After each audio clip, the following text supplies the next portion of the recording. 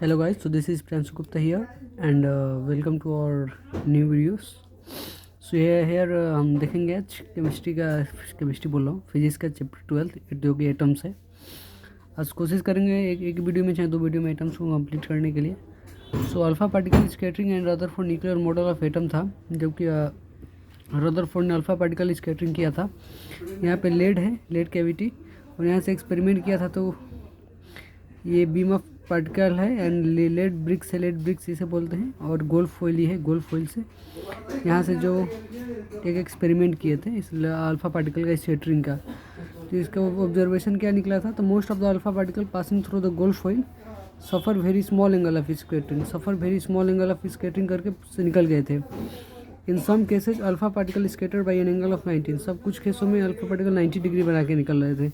And a very few reflects there on path 180 degree, और बहुत कुछ जो है 180 पे, बहुत कम 180 पे निकल गए। In some cases alpha particle scatters by an angle of 90, कुछ के 90 पे गए, और तो वो बहुत सारा most of the alpha particle passing through the gold foil suffer very small angle of, बहुत छोटा एंगल डिफ्लेक्ट होकर वो लोग क्रॉस करके चले गए। ये तो इसका हम लोग देखेंगे अब कंक्लूजन क्या है। Most of the alpha particle passes through the gold foil without deviation, which shows that most part of the atom is mostly empty. Most of the alpha particle passes through the gold foil without deviation, which shows that most part of the alpha particle is merely empty.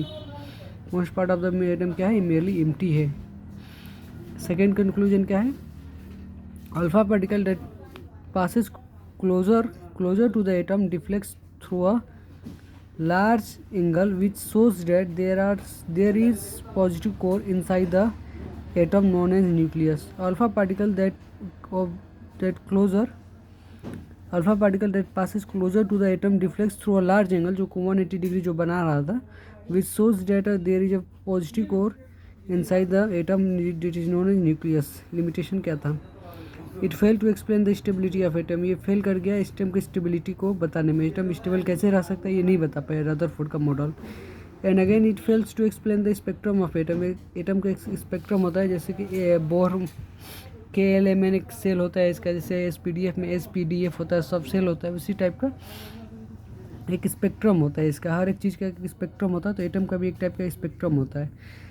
And ये fail हो गया था बताने में stability, क्योंकि atom stable कैसे रहता है ये बताने में फेल हो गया था, क्योंकि उतना बड़ा एटम में इतना छोटा पॉजिटिव चार्ज कैसे रहता है, कैसे एटम इलेक्ट्रॉन तो भी डिफाइन खोजे ही नहीं थे ये रदरफोर्ड एक्चुअली। तो इन्होंने सिर्फ अभी ऊपर का खोजा था, लेकिन इसलिए ये बताना भूल गए कि एटम का स्टेबल कैसे रहता है।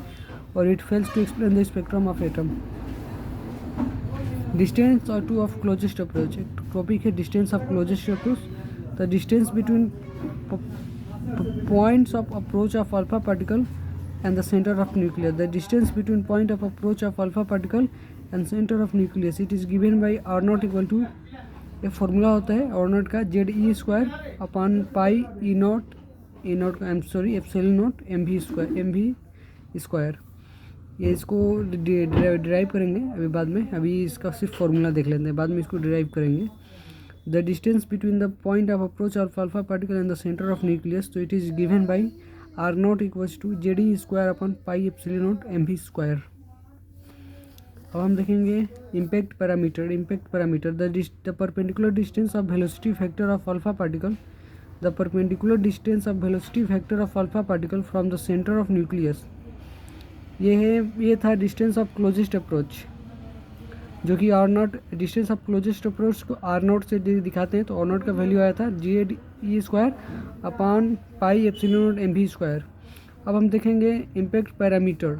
तो the perpendicular distance of velocity vector of alpha particle from the centre of nucleus, the perpendicular distance क्या है, perpendicular distance of velocity vector, perpendicular distance by velocity vector from the point of the perpendicular distance of velocity vector of alpha particle from the center of nucleus, nucleus होता है, nucleus अगर इसको हम लोग atom nucleus मान लें, तो the perpendicular distance of alpha particle from the centre of nucleus से अल्फा पार्टिकल का distance from the centre of nucleus nucleus when it is far away from the nucleus is known as the impact parameter. It is given by B equal to JD square cot theta by 2 upon 4 pi epsilon naught 1/2 mv square. इसको अभी तक सिर्फ देख लेते हैं, इसको बाद में इसको डिराइव से करेंगे हम लोग. JD square cot theta by 2 upon 4 pi epsilon naught 1/2 mv square. अब आएगा ये क्वेश्चन है कि क्या है, देखते हैं. Using Rutherford model of atom, derive the expression for the total energy of electron in a hydrogen atom. What is the significance of total positive charge possessed by the electron? According to Newton, using the Rutherford model of atom, derive the expression. यहाँ पे क्या बोला है? Using the Rutherford model of atom, derive the expression for the total energy of electron. Rutherford का model को use करके हम लोग को टोटल एनर्जी ऑफ इलेक्ट्रॉन बताना है and hydrogen atom. What is the significance of total negative charge possessed by the electron.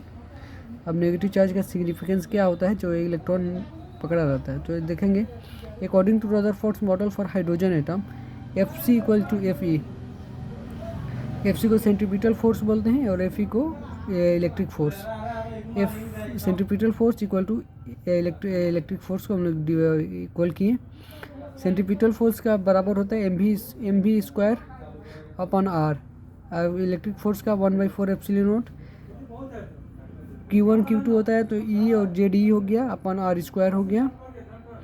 ये भी r है, ये भी r है, तो एक r से एक r कट गया तो यहाँ पे एक ही r बचेगा. mv स्क्वायर आ गया.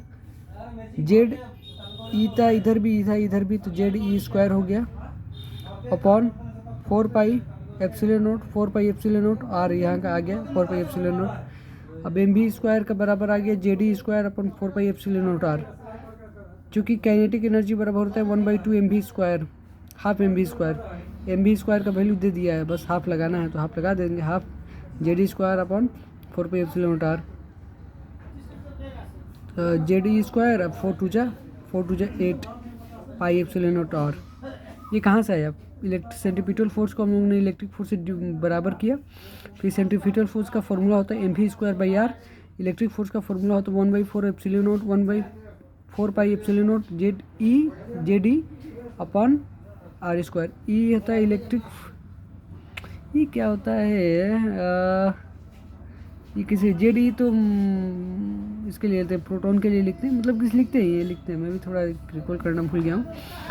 ये होता है EJD, तो R से R कट गया. mv स्क्वायर कमेंट में बताना इसको ऐसे लिखते हैं, जिसको भी बताओ. मैं भी अभी तक थोड़ा भूल गया हूँ, होता रहता है, भूलता रहता है हम लोग. So mv square equal to 1/4 pi epsilon naught 1/4 pi epsilon naught, ये आ गया. ZE स्क्वायर चूँकि काइनेटिक एनर्जी बराबर होता है हाफ mv स्क्वायर, हाफ लगा देंगे. mv स्क्वायर का वैल्यू तो दे ही दिया है, JD square upon 4 pi epsilon naught r, 4 pi epsilon naught r. JD square 4 टू जा 8 हो गया, 8 pi epsilon naught r. And potential energy होता है K Q1 Q2 by R1. K Q1 Q2 R होता है, K Q1 Q2 R. K का value होता है 1/4 पाई एप्सिलॉन नोट. K का वैल्यू होता है 1/4 pi epsilon note into E JD अपन R. ZE square upon 4 pi epsilon naught R. ZE square Z minus E और ये JD square minus JD square 4 pi epsilon naught R आ गया. Total energy तो kinetic energy plus potential energy को plus कर देंगे. तो kinetic energy हम लोग का यहाँ पाया था JD स्क्वायर अपन 8 pi epsilon naught R. Potential energy यहाँ पे दे दिया है. अब हम लोग इसको अगर हम लोग करते हैं तो ये इसका LCM लेंगे तो ये बड़ा है, इस जो सब सेम ही है, बस यहाँ पे 8 है, यहाँ 4 है, तो यहाँ पे 8 आ जाएगा. 8 बन जाए तो JD स्क्वायर आ जाएगा. यहाँ पे 4 टू जाए तो 2 टाइम्स में जाएगा. 4 टू जाए तो 2 टाइम्स में 2 JD स्क्वायर होगा. -2 JD और JD को करेंगे तो माइनस JD, 2 में से 1 को घटाएंगे तो 2 आएगा, माइनस है तो माइनस लग जाएगा. JD स्क्वायर अपन 8 पाई एप्सिलॉन नोट r. सीधा सीधी बोले तो ये यहाँ पे पोटेंशियल एनर्जी का 2 गुना हुआ है और इसमें से माइनस में हुआ है. नहीं पोटेंशियल एनर्जी का ये है ना, और पोटेंशियल एनर्जी ये है, तो पोटेंशियल एनर्जी का 2 टाइम्स नहीं हुआ है, 1/2 टाइम्स हुआ, हाफ हुआ है। पोटेंशियल एनर्जी का हाफ में हुआ है और काइनेटिक एनर्जी का माइनस हुआ है।